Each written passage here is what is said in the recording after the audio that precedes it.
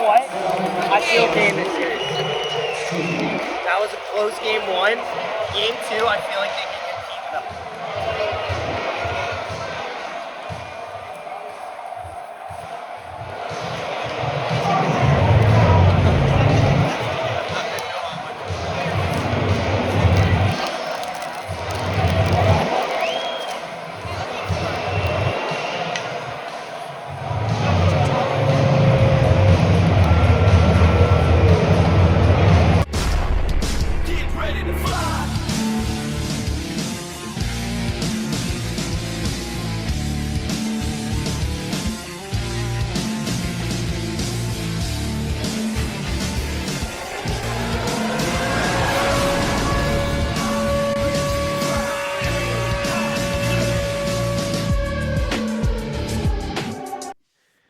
Good morning, afternoon, and evening, ladies and gentlemen. So this is what we're going to try, a new method here. And we're going to try to, because there has been some complaints about the audio.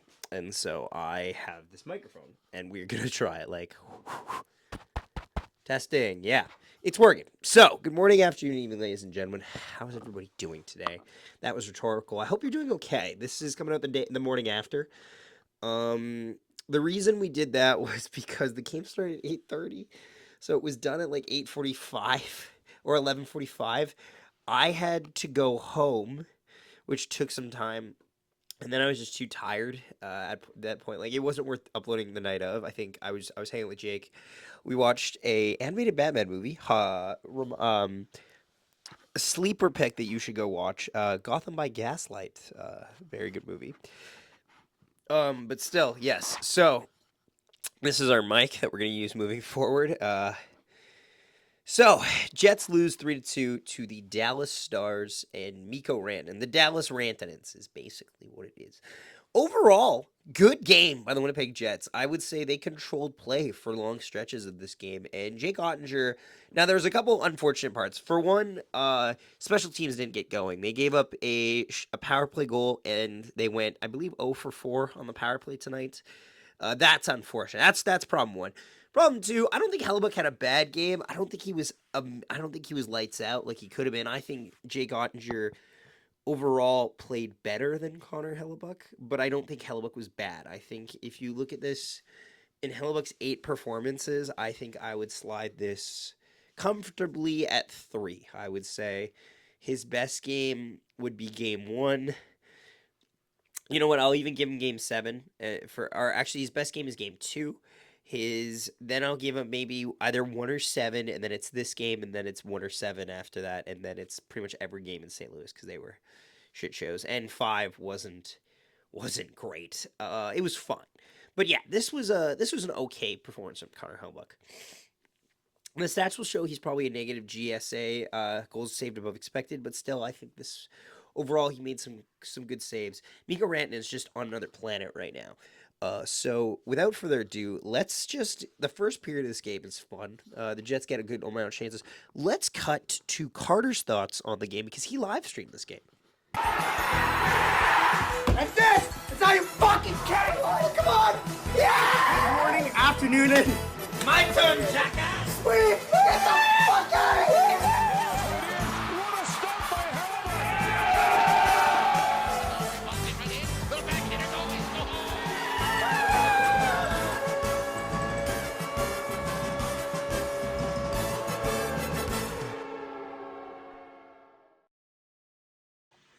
Jets fall 3-2 in a close game against the Dallas Stars. My thoughts.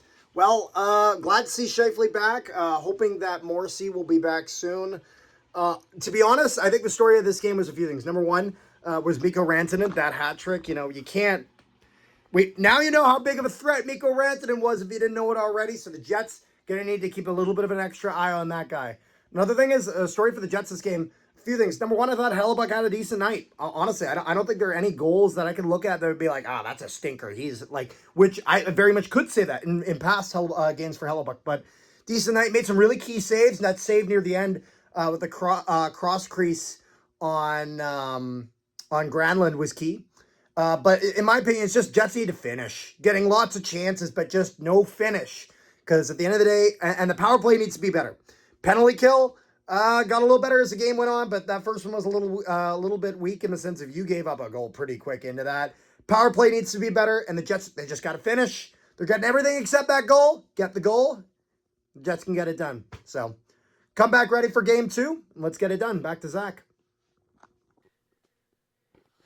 So, another thing you're going to notice in this video is we have simultaneous reactions, in-arena reactions and Carter's street reactions. We're going to play them back to back. I think that's the best way to do it. You'll notice the first Niederreiter goal is pretty bad reaction time by me because I was busy going to the bathroom because, going to be honest, I overindulged in alcohol tonight, and it was quite a lot.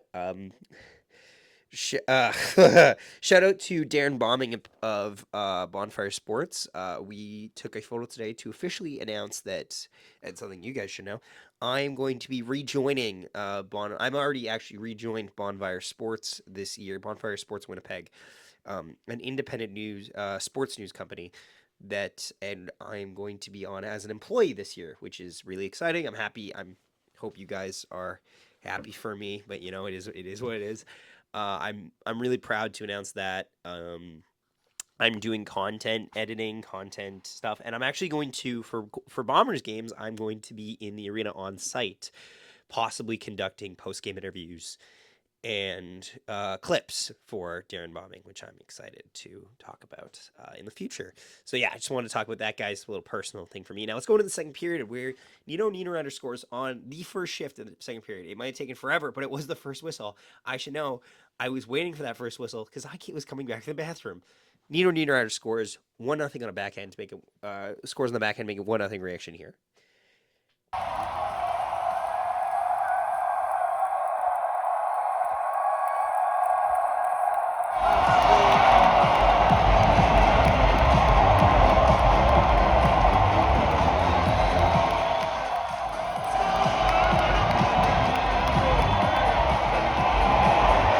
Behind his net.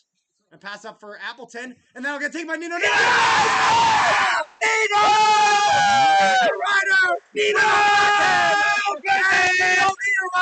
gets the Jets on the board! Woo! Niederreiter with a sweet backhand gets it done, and the Jets are on the board! It's Fresca time! Woo! Wonderful reactions all around. And you know what, though? I will say this. This has been a kind of a common occurrence for the Winnipeg Jets. The second period is not... It's not good. I would say the Jets' best second period has been Game 5. Game 5 overall was a good second period. In Games 1 and 2, they were almost inconsequential. In Game 1, they gave up a goal to Jordan Kyrou. I don't even remember what happened in Games 3 and 4. But I do know one of those two, the game was over by the time the third period even started. Game 6 was a nightmare. Game 5 is a good second period, and Game 7 was fine, but they gave up Roddick Fox a goal to end it. So second periods have been a little bit of a downfall for the Winnipeg Jets this postseason run, and this is no exception. Mikko Rantanen first scores, grabbing a loose puck off a rebound to make it 1-1 reaction here. Oh! Ah!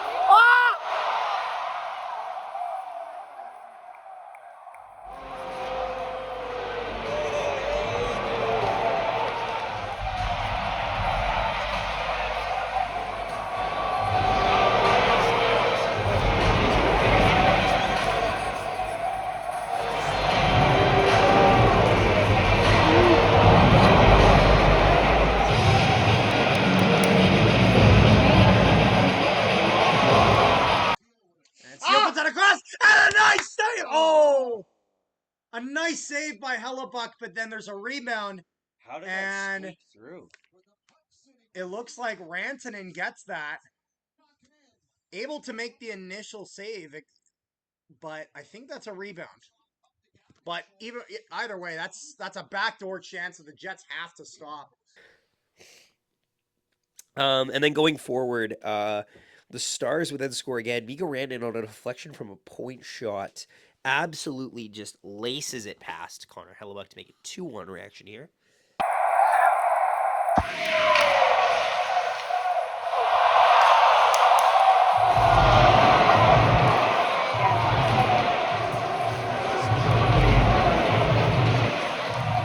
Did he deflect that? He fucking did the mad lad.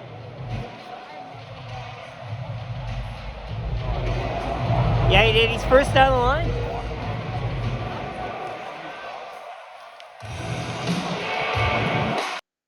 And Thomas Harley's going to shoot that. And there's one hell of a deflection, and it's Mikko Rantanen again. And it is 2-1 Stars. And then, not long afterwards, on the power play, Mikko Rantanen again would score to make it 3-1 reaction here.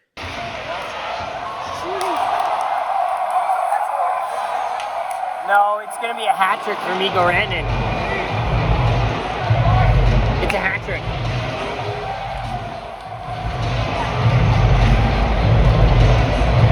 Guy down there. He won't make it out.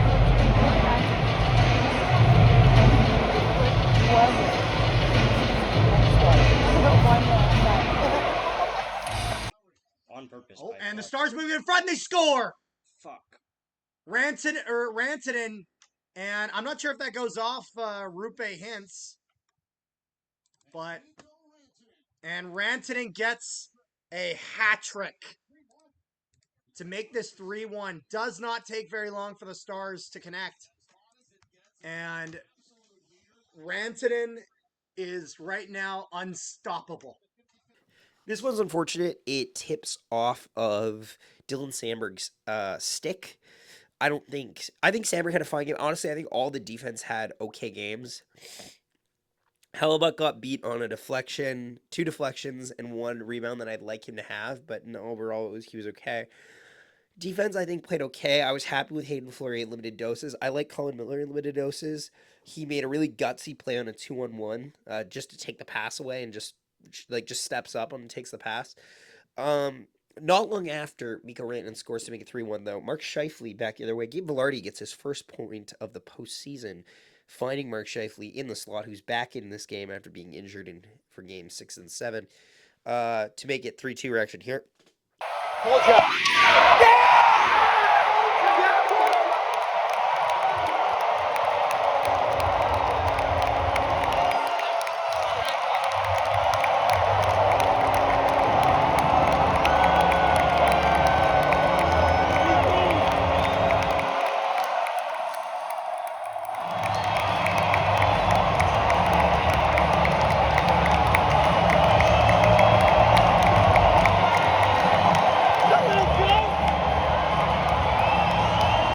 Jamie Benn loses it for Vilardi, but now for Scheifele! Yes!